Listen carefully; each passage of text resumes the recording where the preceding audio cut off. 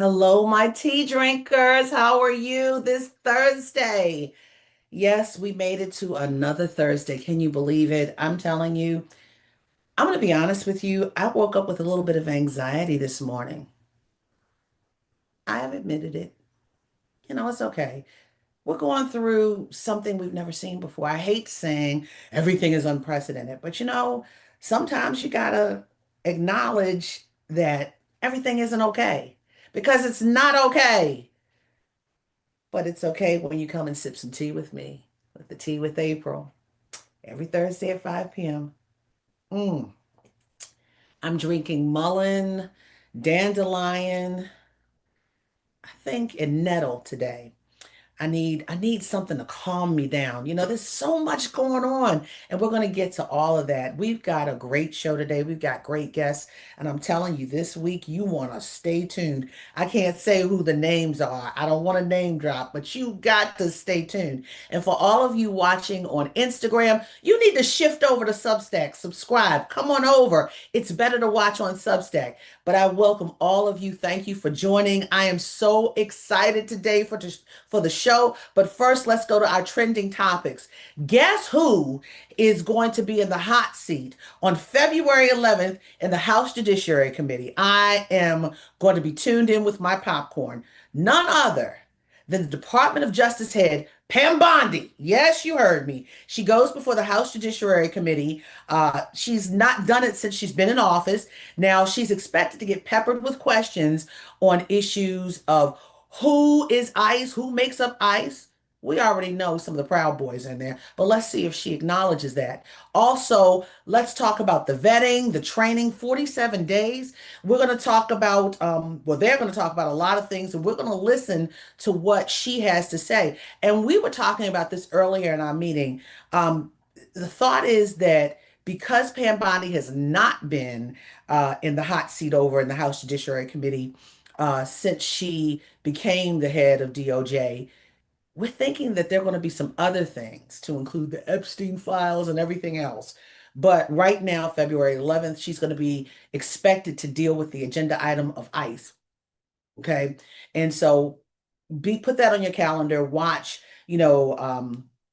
basically pull out your popcorn and sit there and watch. If you're at work, quietly look at it on your phone. But nonetheless, this is going to happen February 11th. And also, why are so many FBI agents quitting in the department? That's another question that we're hearing that she might be asked. So Pam Bondi is going to be on the hot seat February 11th on Capitol Hill. Now, also on Capitol Hill, there is a plan that has been pulled together by Senate Minority Leader as well as House Minority Leader Chuck Schumer and Hakeem Jeffries. They are trying to deal with DHS in this spending, this over excessive amount of spending request. And guess what? The department, ICE is already, DHS is already funded to 2029 through the big, beautiful bill. That's what it's called, but you guys call it the big, ugly bill or whatever you call it. But guess what? They're going to talk about the issues of profiling. They don't want that. They want to cut that out. They want to make sure they don't wear those gaiters that harken back to slavery and the KKK. I'm going to say it. And then also the issue of tear gassing, excessive force, all of that. So that's a good thing. That's a good thing. But it also could be a problem. It could hold up. If they don't get this resolved, this could actually hold up the budget process. It could also create another government shutdown. So we're going to stay tuned for that. Let's give them some big, big props on this because this is one of the key issues. Ground zero is Minnesota. We are watching a revolution on the people, even though they have the Tom Homan has said that the ICE czar said that he's drawing down the members of ICE agents by 700. There are already 2,300 there, right? 2,300 ICE agents there. St. Paul has 600 police officers. Minneapolis has 600. But you have 2,300 ICE. That's overdue. That's overreach. It's overdone. So this is what, is on the docket for I guess this next couple of weeks, we're dealing with ice baby. I'm not talking about vanilla ice either. We're dealing with the issues of ice and the complications that they have created, the deadly complications that they've created in this nation. And then let's go to another issue, another migrant issue. TPS, 250,000 to 300,000 Haitians have been asked to voluntarily deport themselves because TPS has expired. Now, let me tell you how important this is. There is this crazy marriage in this nation of migrant labor and the economy that has worked out for years. And now all of a sudden, Donald Trump wants to play this game. He wants to stop the browning of America. That's what it is.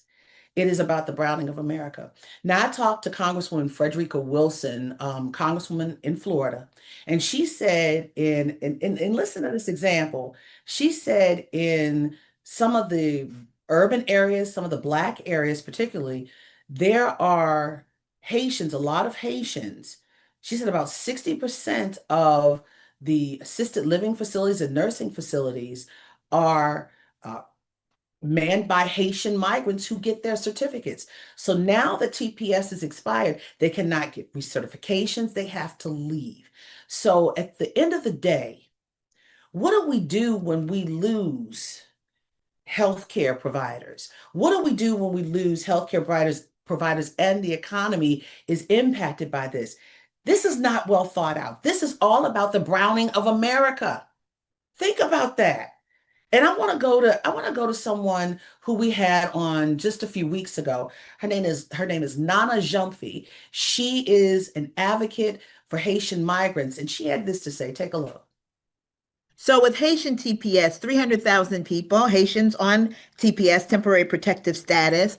Of course, this administration has ended their temporary protective status, as well as the temporary protective status of Sudan, Somalia, and others. You know, April, that BAJI has been a supporter of temporary protective status, but a pusher for permanent status. And Yes. so there was a press conference that happened today that BAJI was fortunate, along with others, to be a part of. And what we are pushing for is not looking to the White House. I know some people do that, and that's okay, but it's like that's like dear President Trump is like saying dear Hitler or dear Andrew Jackson and the rest.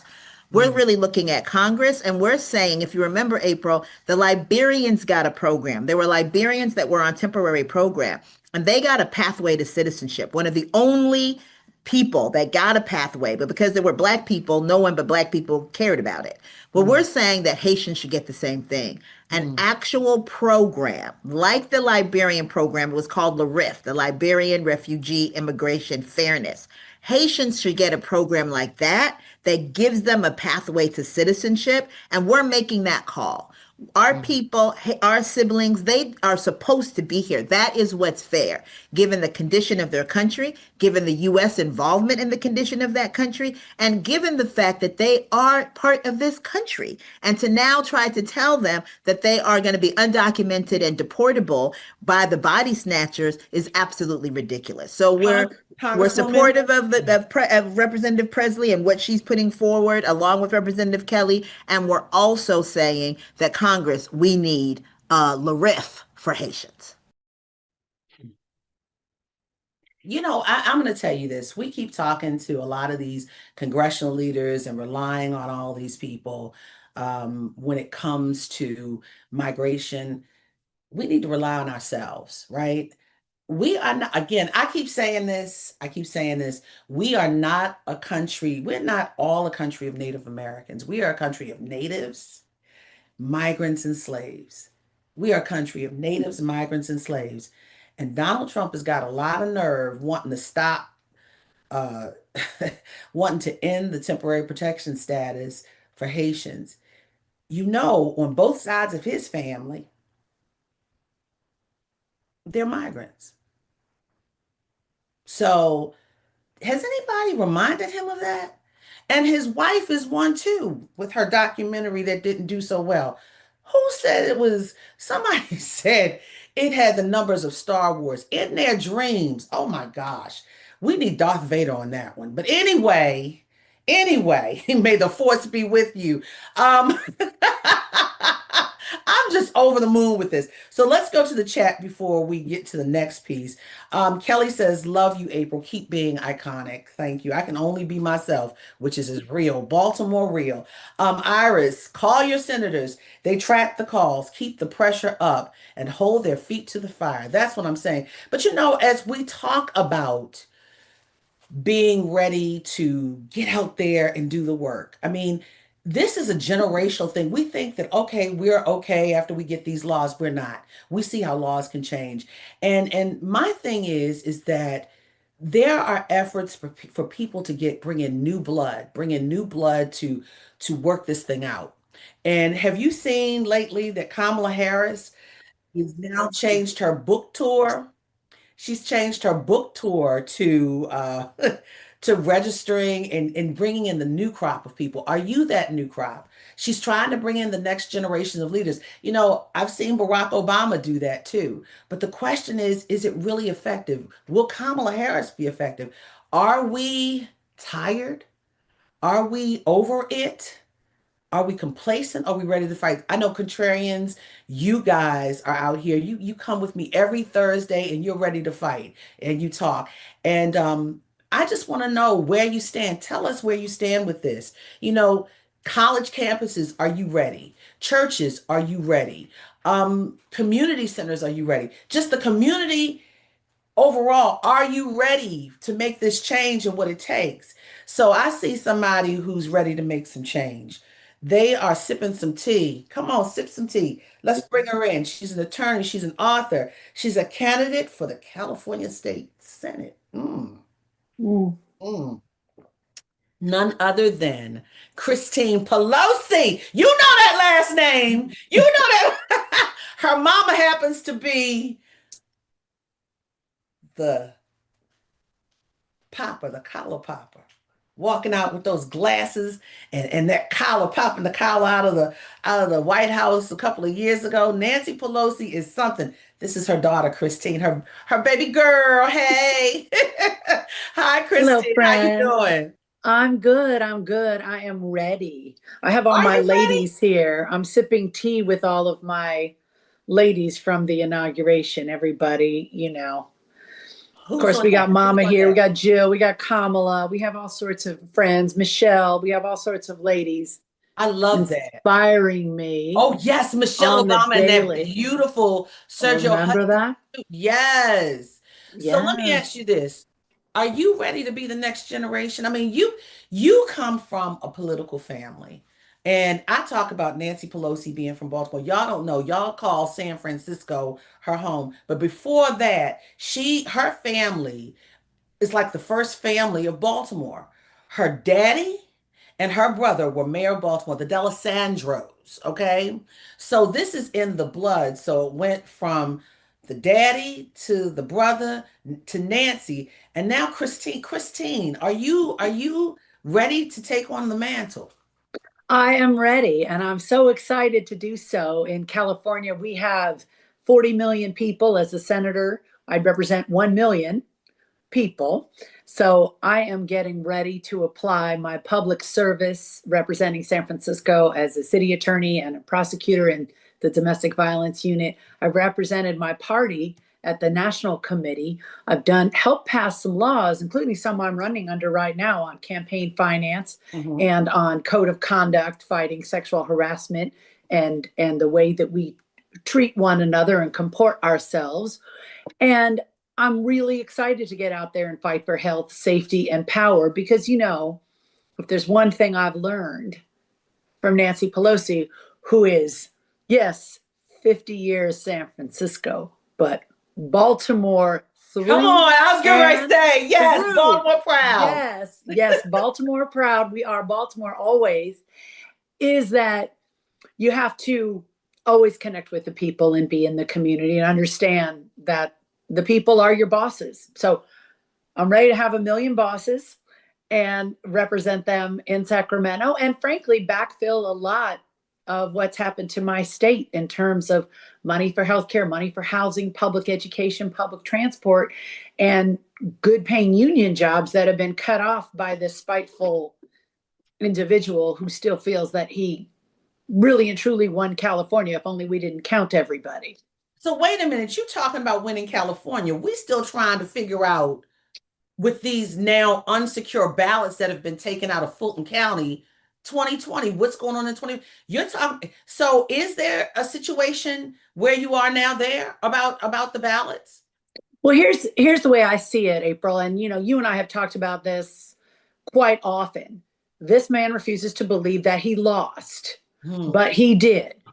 So when it comes to, well, let's do Fulton County for a minute. When it comes to Fulton County, Georgia, we were sending California phone bankers into Georgia in 2020. Now, Nancy Pelosi had already invested $12 million in Georgia to help the House Democrats and help the infrastructure before we got to the situation where we had Reverend Warnock and John Ossoff ready to be senator. You have to win from the ground up, and Stacey Abrams and others were a big part of that and those contributions. So we, for a while, had Georgia on our minds, right? Yeah. So by the time we got to the election of those two senators, we already knew with the phone banking we were doing into Georgia and with the work that we were doing, we were already facing at the doors people saying, oh, this is socialism, this is communism, and particularly going after the Venezuelan Americans and saying, see,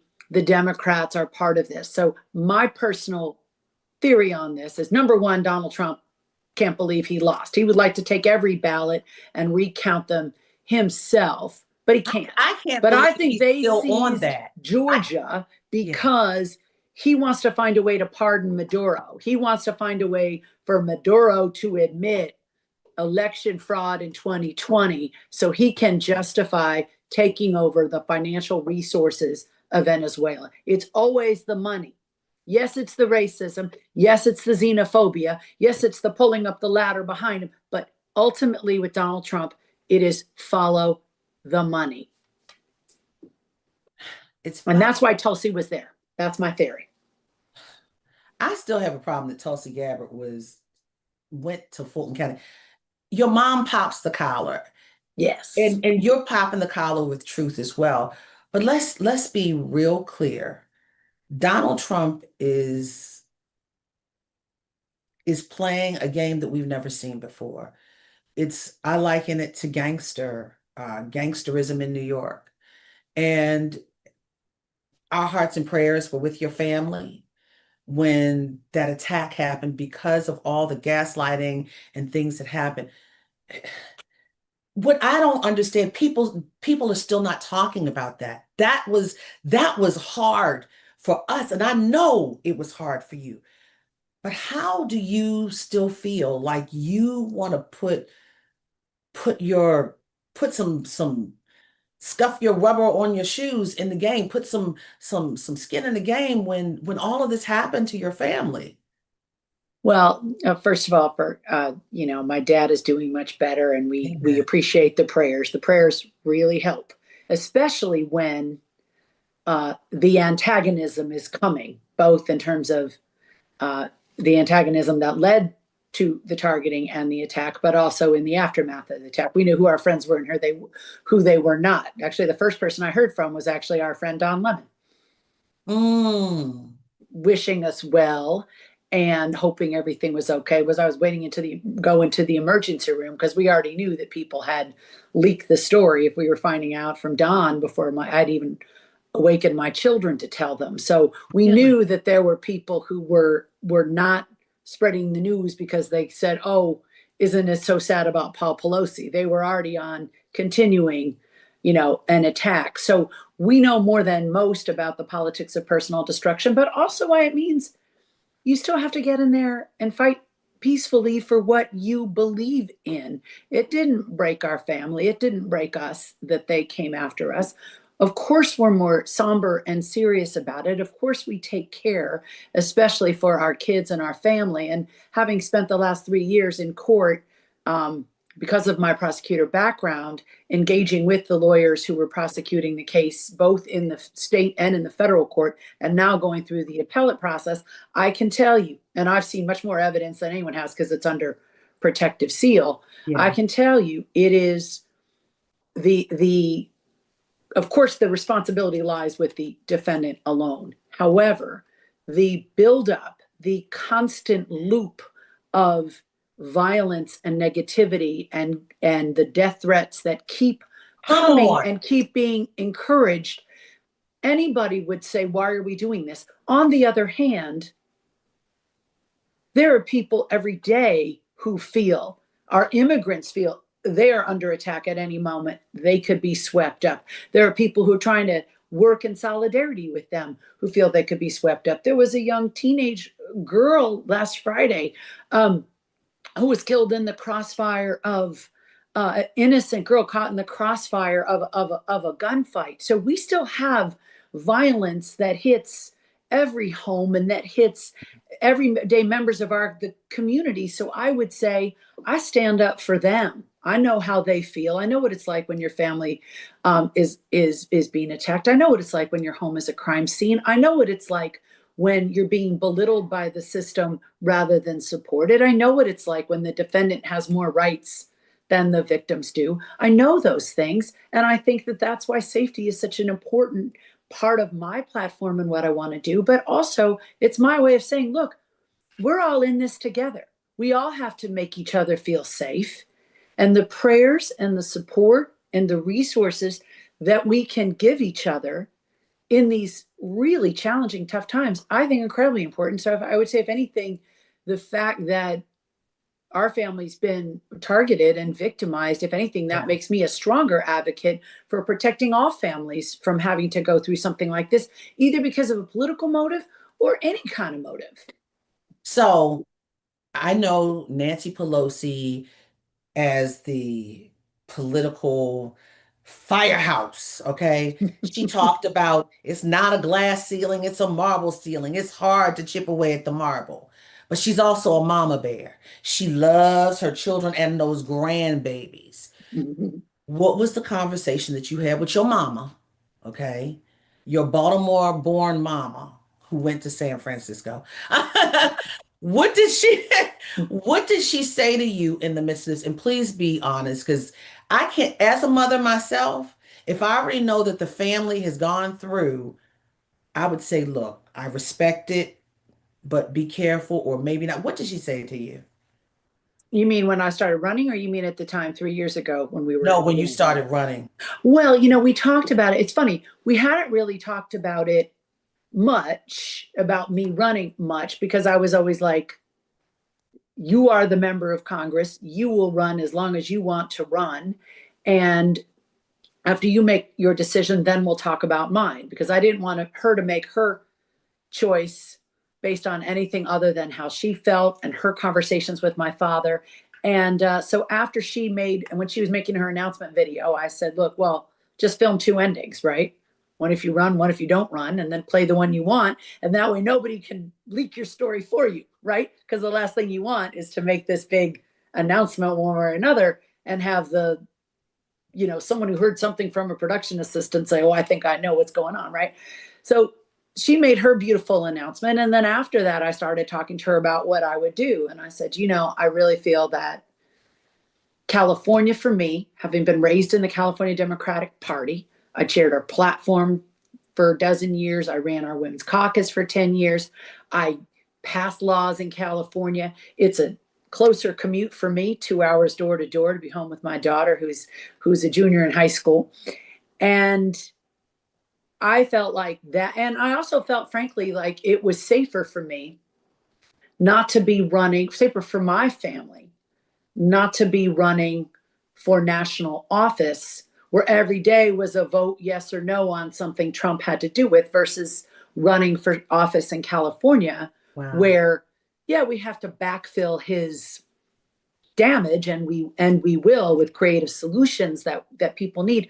But essentially she said, look, this is a decision that is, you have to do what's best for your family. You have to do best for your service and what makes sense for you. And that is what I wanted to do. And then she said, okay, now you got to get in the race. I said, no, Mom, you need to get your flowers. And she said, no, I'm going to have my flowers. I said, well, at least have a weekend. At least have a weekend to enjoy yourself. And then I'm going to go Monday morning right before Veterans Day. um, and really to go just to tell people this is my vision to be a fighter for California and to help the communities I've always worked with as a women's rights attorney. But her thing was basically, you have to do what's right for your family, and you have to do something that's a total commitment to these million bosses. So that's where I landed. So Christine, MLR says that grit is all Baltimore. Deb says follow the money is probably what Epstein is all about as well. Kay Bacon says, what a great mug. Yeah, where did you get that mug? Oh, this was they were selling this after the Biden Harris inauguration. Okay. So I don't know. You might find it on eBay or something, but I got this around the time of the graduation. You can tell because they're all wearing masks. See, they're wearing their mask because it was the and I'm back wearing my mask. Okay. Well, whatever it takes. Well, I want to say one thing on Epstein though, because when I did a lot of work in the Me Too movement for politics. My client, Adama Iwu, wrote a letter saying we had enough. We said enough when it comes to harassment in California politics. And a number of people in California politics signed that letter. They reached out to me to sign it because at the time I chaired the Women's Caucus and I had had enough publicly of other individual men who were found to be harassers. And we said we can't be the party of women if we're going to continue to nominate people after these credible charges come out against them. Mm-hmm. And then some people got fired for signing the letter. Oh. And then we had to build up a coalition around them. We thought we would say enough, that we would demand the truth, and people would say, you know what, we should change our behavior, and they would change it. We didn't realize how hard it would be to get them to get to the bare minimum. But because I'd done that work, some people reached out to me representing people who had been trafficked by Epstein. And they said, can you help us? And I was trying to get them to come forward and testify because it wasn't just Epstein, it was his whole network, as we're now finding out.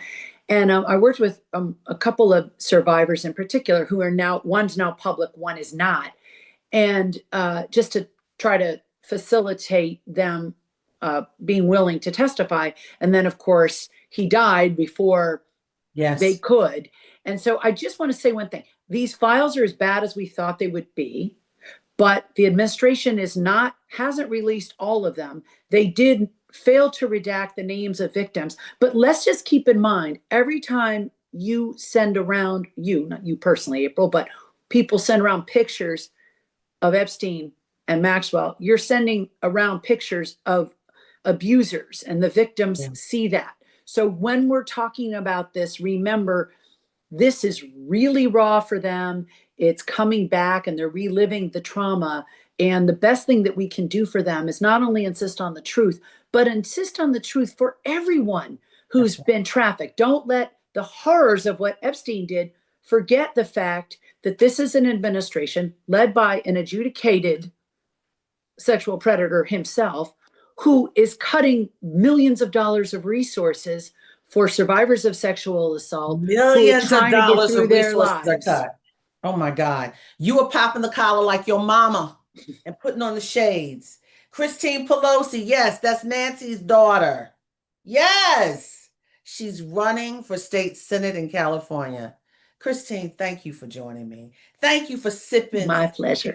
Yes. Girl, you gotta come back. You gotta come back. She's by way of Baltimore through her granddaddy, her uncle who were mayor, and her mama who was born in Baltimore in Little Italy. Don't forget that. And now they're in San Francisco. Thank you, Christine Pelosi. I appreciate you, my sister. Thank you so much. PelosiForSenate.com. Come visit me. All right. Guys, you heard it from Christine Pelosi, Nancy Pelosi's daughter. She is running for state senate. And I'm so glad that she came in and talked to us. I didn't know all this about the Me Too and Epstein files. I just want this Epstein thing to be seriously dealt with. We cannot have all this redaction and all of this hiding. People are hurting. And we're going to talk about that later in the show. But I'm telling you, I'm happy for Christine Pelosi, jumping in. She's jumping in on the state level, understanding that she is needed and she has a voice. And I'm glad for that. Now, guys, I'm going back to the chat. Susan says, giving up is unforgivable. Join your local indivisible and listen to April and the Contrarians. Thank you. Thank you for sipping tea with me. Thank you. I love it. I love it when you sip tea with me. So here's what I'm going to say right now. I did an interview this week with someone who is amazing, and she's been in the news, and she is someone that we are lifting her name up. Her name is standing next to Don Lemon, as Christine mentioned his name, Don Lemon and Georgia Fort. Georgia Fort is a three-time Emmy-winning journalist who is an independent journalist who was the only reporter in the Derek Chauvin trial in Minneapolis, Minnesota. And now she is fighting for her career and fighting to support the First Amendment and basically let the world know that she is not an activist. She was a journalist chronicling what happened a few Sundays ago in City's Church in St. Paul. She gave some information in an interview that we did recently that I'd never heard before. Guys, you got to watch this. Team, roll the tape. Welcome to this very special edition of The Tea. I am honored and pleased to bring this to you. This, for me, is important. It's an important conversation. It's the First Amendment, freedom of the press. And with me in this moment is none other than independent journalist from Minnesota, Georgia Fort, Emmy Award, three-time Emmy Award-winning Georgia Fort, who, if I'm correct, was the only journalist in the court during the Derek Chauvin trial. And now Georgia Fort is in the news because she covered an action from an activist group going into a church looking for what the activist group believed was a pastor who was involved in some kind of way with ICE. But she was chronicling this event from what we have from the reports. But I want to get all of this from Georgia herself. Georgia, welcome. Thank you so much, April, for having me. Um, Thank you for joining us today for the tea. What happened? What can you tell us from that Sunday and then leading up to today, what you're dealing with today? Well, I think the backstory, a lot of people have not heard about me as an independent journalist who's from Minnesota and who's based here. I had been running nonstop since the fatal shooting of Renee Good. So I think Mm, that had been 11 days, right? The day that the church protest happened was day 11 of me and my itty bitty small team working 12 to 16-hour days with no days mhm. off. And so I was actually extremely exhausted Yeah. that morning, kind of debated on whether to go out or not. But the reason why I continued to show up and showed up that day specifically, we talk about this a lot in journalism, right? Like the credibility of your sources. Yes. And so the person who was leading this action, she is a civil rights attorney. She Hmm. is a doctor. She is a reverend. She has done so many things here in our community, and she is the definition of a credible and trustworthy source. And so I felt like it was important to, from a local perspective, show the world outside of the protests that were happening at the Federal Whipple building, outside of the protests that were happening at the hotels where ICE people were staying and at the memorials, that there were these other actions that were happening. I showed up solely in my capacity to document as a journalist, and all of everything that I captured that day is published.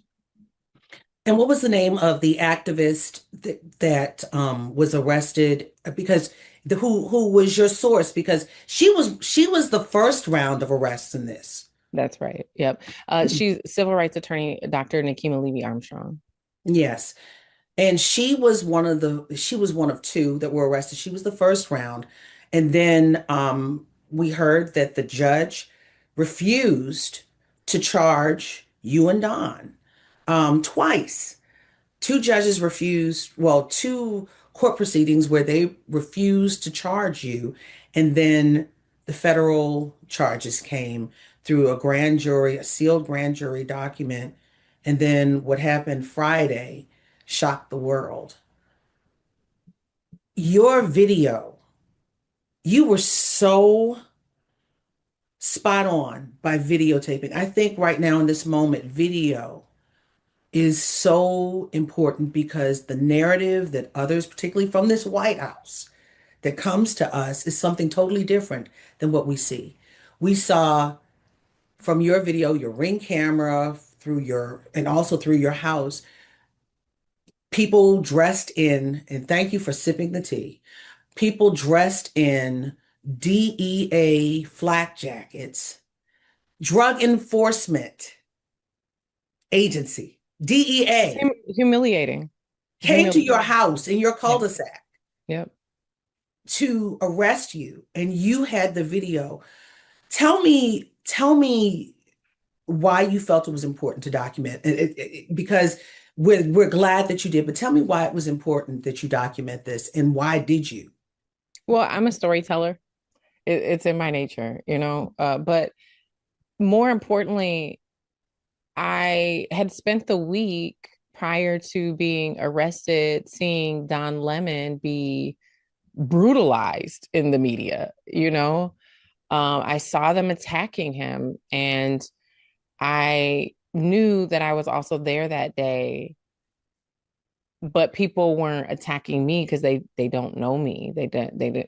I just don't have the name recognition. I've never worked at Well, you do CNN, now. You do you know. now. And so for me, it was just important that I be able to tell my own story, that people know that I too am a journalist, that I've been doing this for more than 17 years. I have worked really hard to produce my own independent news program for television. It was nominated for 12 regional Emmys and we won 3. That I've been doing this work for a long time, that this isn't something that I just woke up and started doing, that I've been serving my community. People forget journalism is a public service.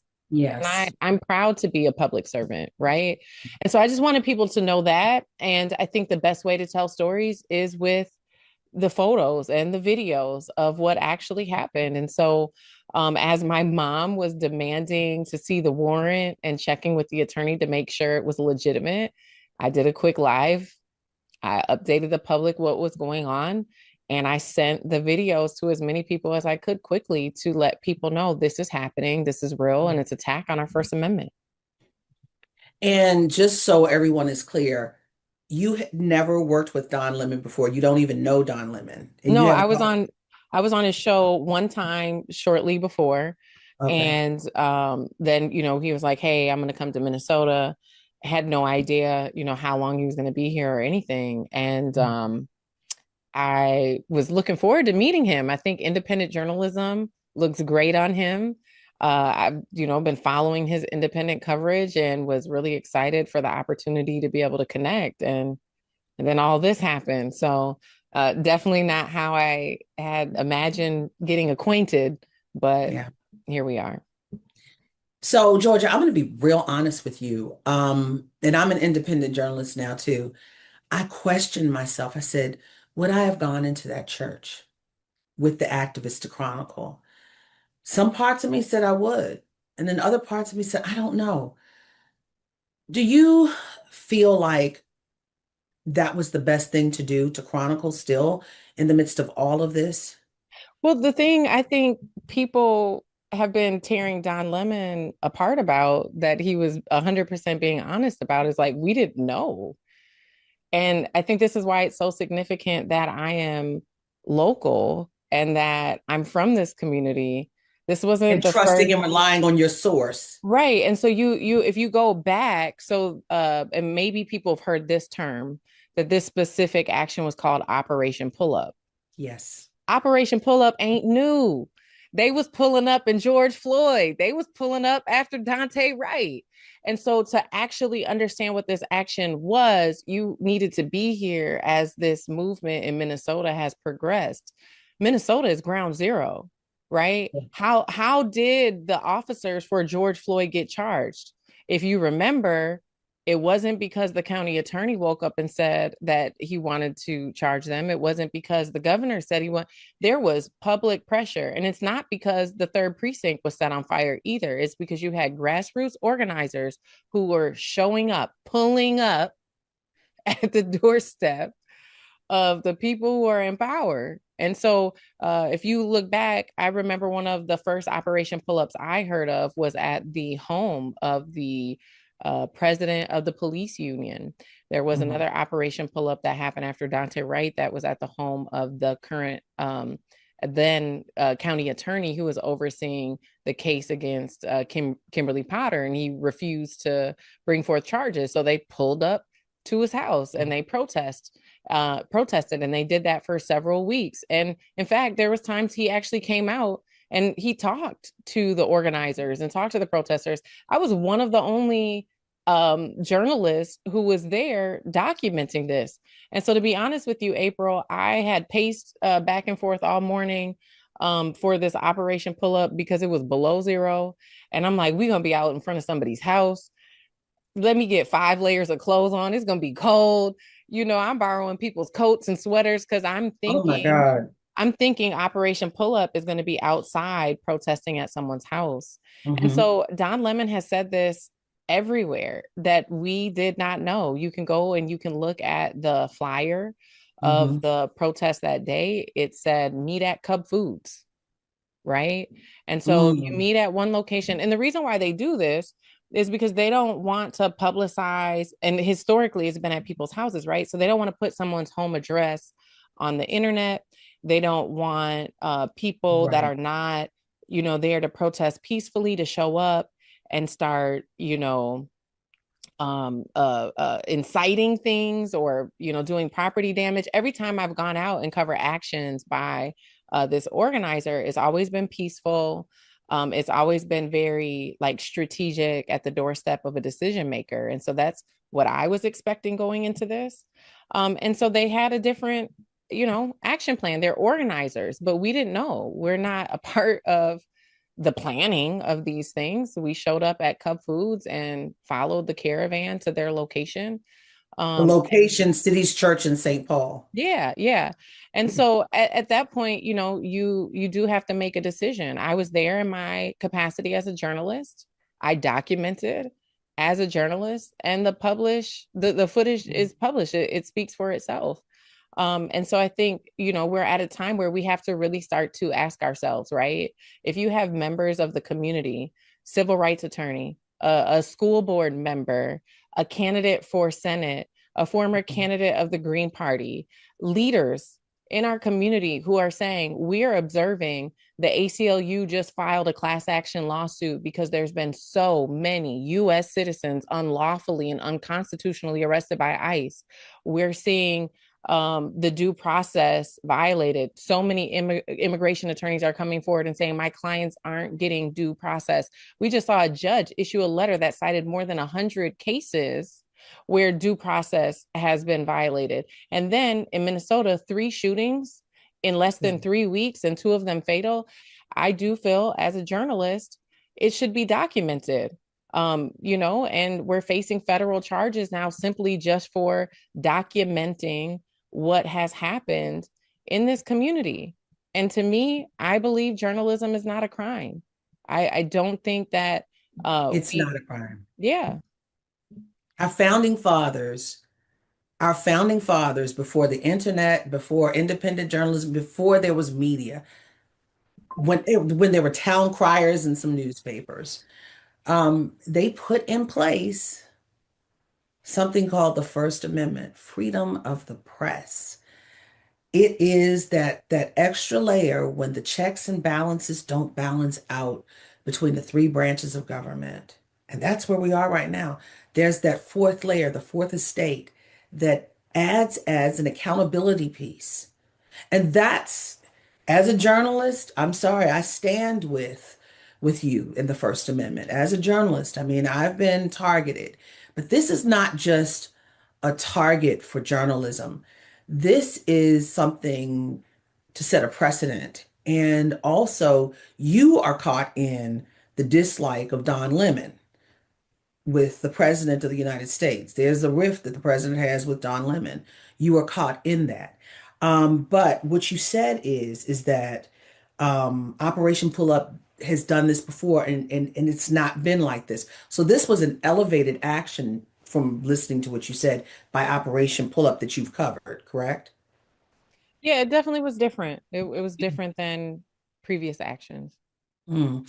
So you and Don were two of a number of people who were arrested and been charged federally.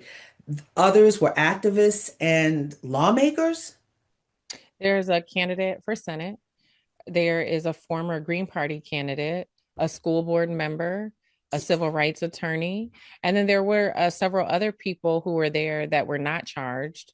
And most of those people were elderly white folk.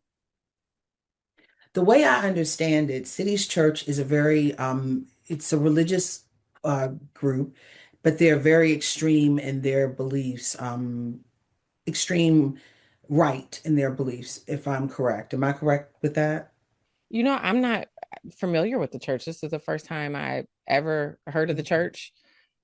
Okay. You know, What do you want people to know as we start wrapping up this interview that I'm very thankful for?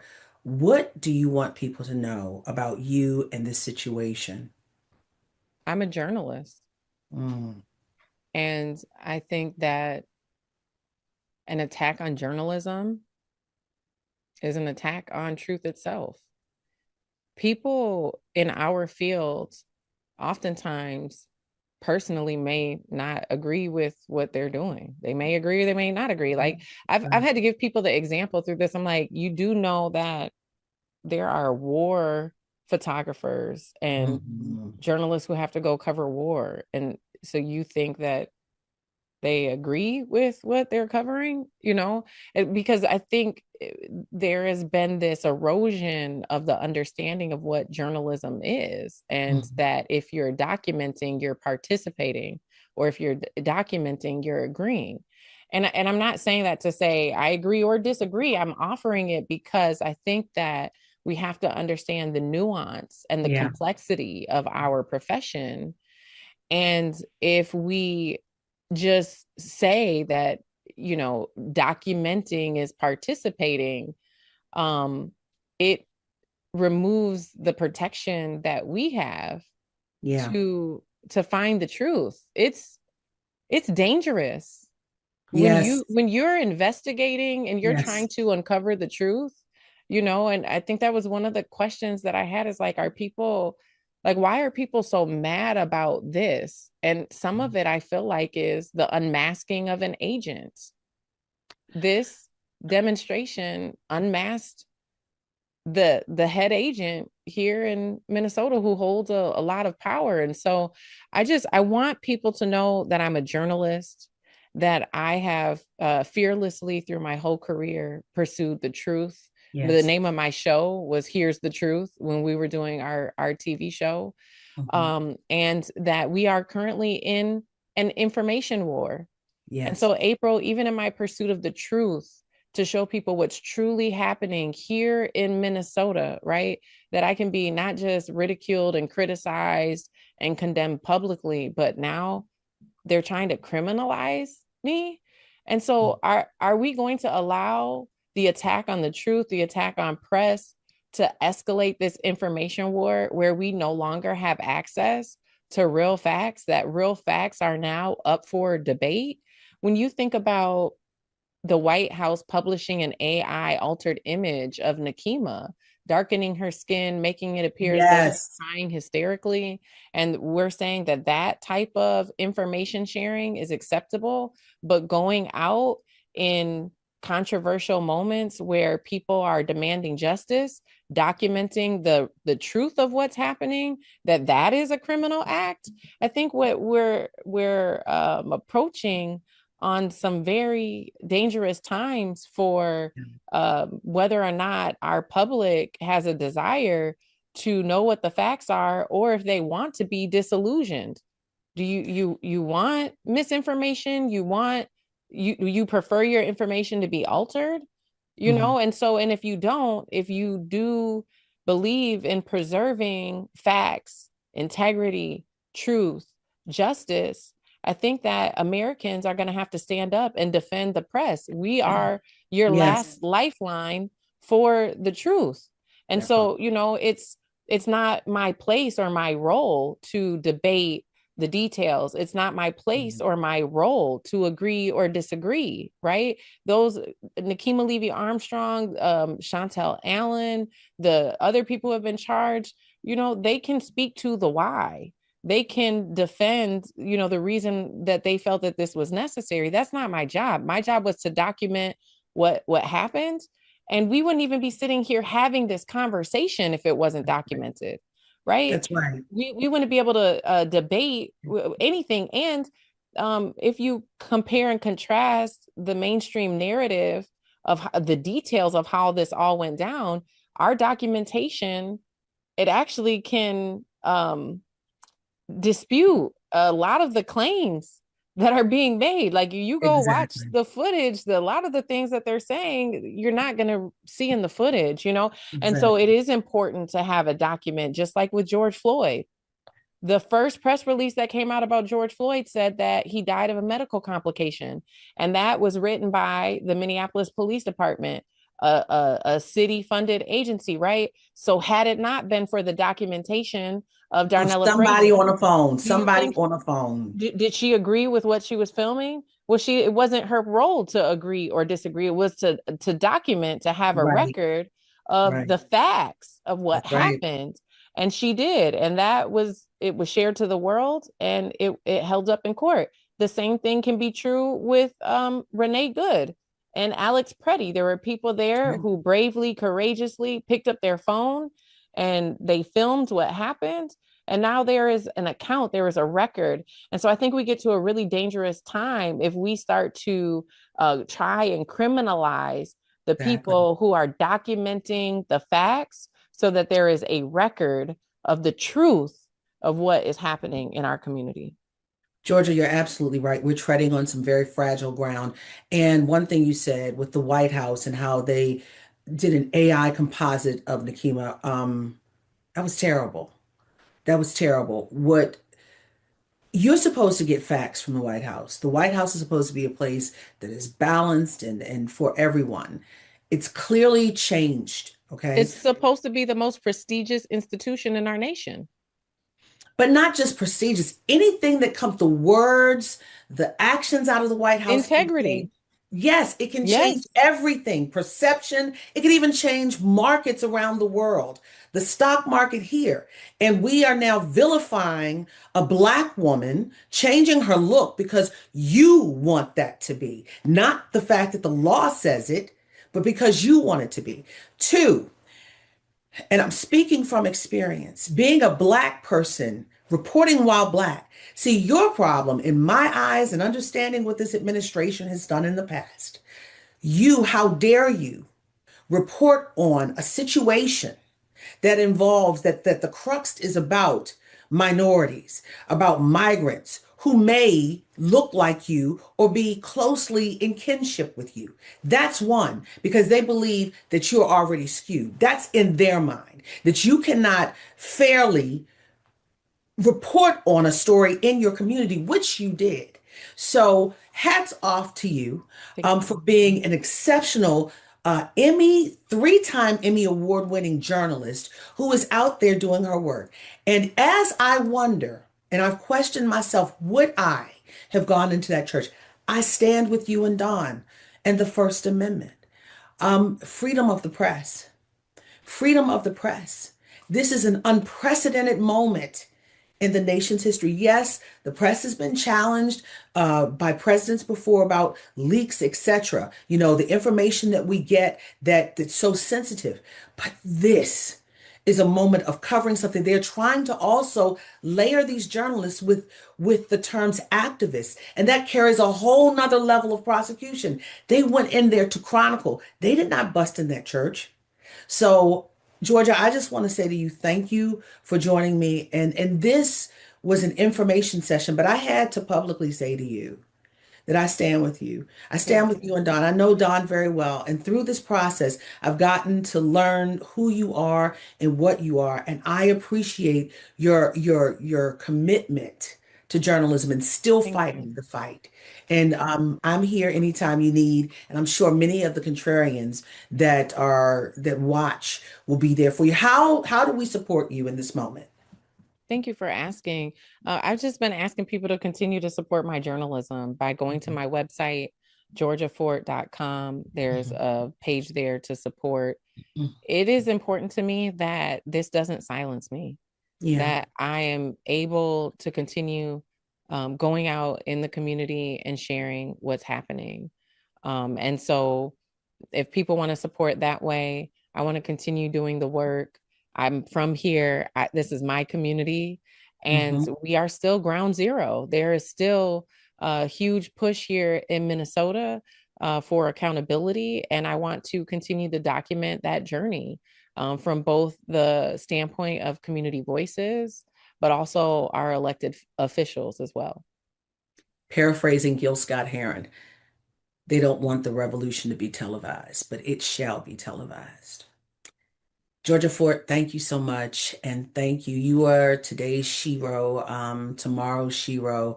You go Thank down you. in the history books, my sister. Thank you Thank so you. much. Thank you.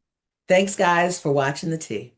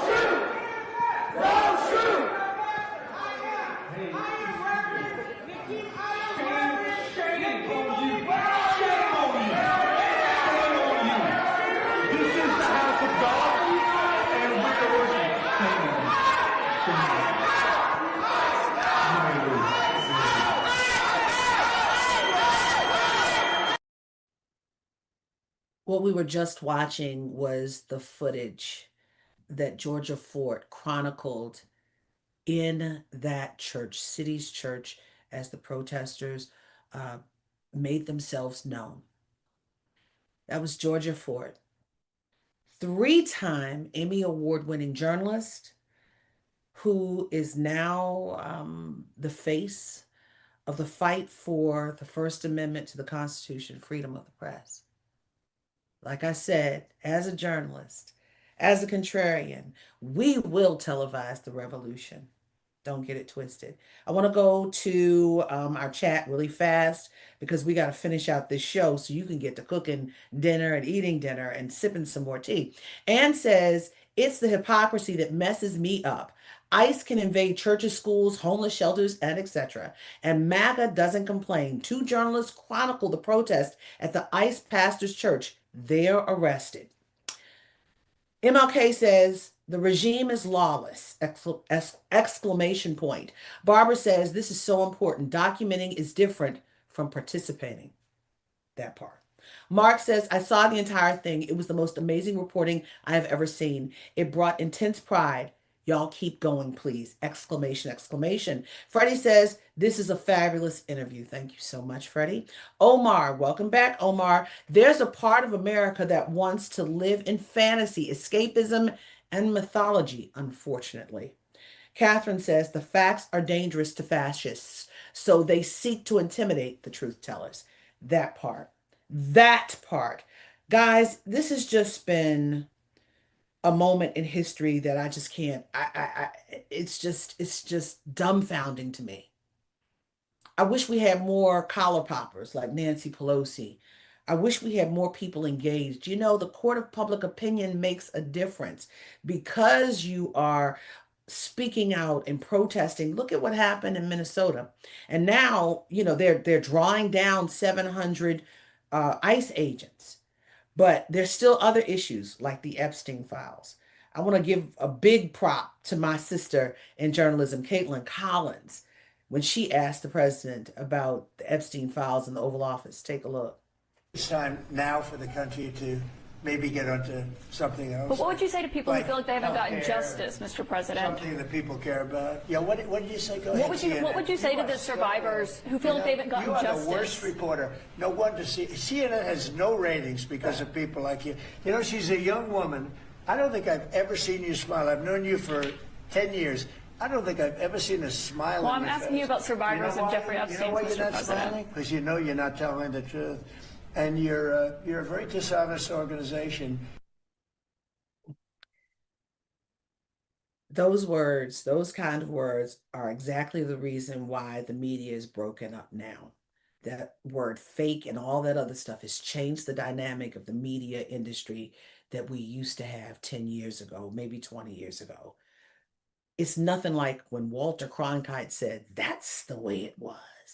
If you don't know, look it up and Google it. Now, when it comes to the Epstein files, this piece came out in September, a couple of months back, from none other than Ted Cruz. And you wonder, I mean, think about this. You've got a large swath of Republicans who stood with Donald Trump when he was campaigning, said, yes, we're going to go into Epstein files. And then you got another group that's like, hey, we don't care. Look at what Ted Cruz said. And tragically, this pattern keeps on happening. Now, Senator Booker also said we should have bipartisan agreement. I think that's a great idea. We should have bipartisan agreement. How about we all come together and say, let's stop murders? How about we all come together and say, let's stop rape? How about we all come together and say, let's stop attacking pedophiles?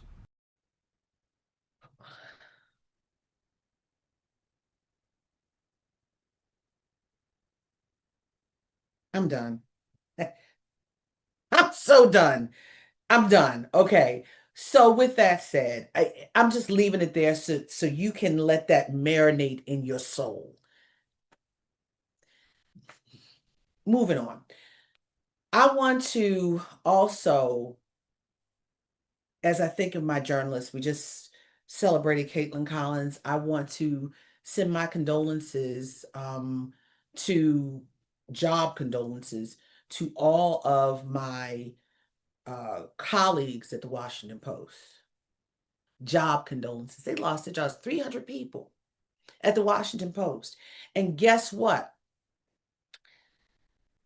This now, with this latest firing of people at what used to be the juggernaut of news, the Washington Post, the newsroom has now been cut down where 90% of the staff is just white, right? No texture, no flavor, no color. You know, it takes all of us to make the news the way it should be for everyone to read. So I send my sympathies, my heartfelt sorrows to my journalism friends. And think about this. The reason why the Contrarian is here, we had a Washington Post columnist who is now editor-in-chief here at the Contrarian leave the Washington Post to come here because news started changing. She wanted to give the facts and give you something that she saw was shifting. She wanted to go back to what it used to be. I'm talking about none other than Jen Rubin. Thank you, Jen Rubin, for your foresight, and Norm Eisen for doing this. But 300 people got laid off and fired from the Washington Post. Jeff Bezos, shame on you. I want to go to a friend of mine, Jonathan Capehart. Jonathan Capehart, who used to work at the Washington Post, said something very poignant on social media today. Take a look. Truth be told, I saw this horrible day for the Washington Post coming. A day when a third of its staff was let go and its standing as a pillar of American journalism was annihilated. There was so much hope when Jeff Bezos bought the Washington Post from the revered Graham family in 2013. I was at his first town hall after his $250 million purchase. You could feel the relief from the nervous journalists in the room when Bezos promised to give the paper the resources it needed to rebuild. And he kept his promise. just in time for the paper to be running at full speed while covering Donald Trump's first presidency. But over the ensuing years, things happened. The paper lost money. Will Lewis, the new publisher with legal issues hanging over his head, hired by Bezos, promptly antagonized the newsroom. The owner killed a presidential endorsement. Then Trump got elected again. The owner sacked the opinion editor and replaced him with a vassal who would go along with the personal liberties and free markets ethos Bezos wanted the section to adopt. The buyout offers to everyone in the section came, me included. So, after 18 years as an opinion writer and associate editor at the paper Katharine Graham and Ben Bradley turned into a journalistic juggernaut, I took the money and never looked back. The slogan adopted by Bezos' Washington Post in Trump's first term was, "Democracy dies in darkness."